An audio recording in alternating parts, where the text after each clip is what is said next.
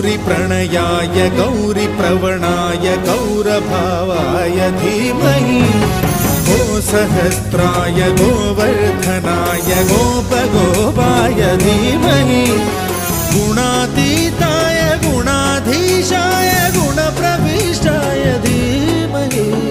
एकदन्ताय वक्रतुण्डाय गौरीतनयाय धीमहि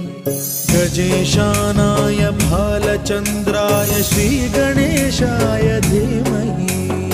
एकदन्ताय वक्रतुण्डाय गौरीतनयाय धीमहि गजेशा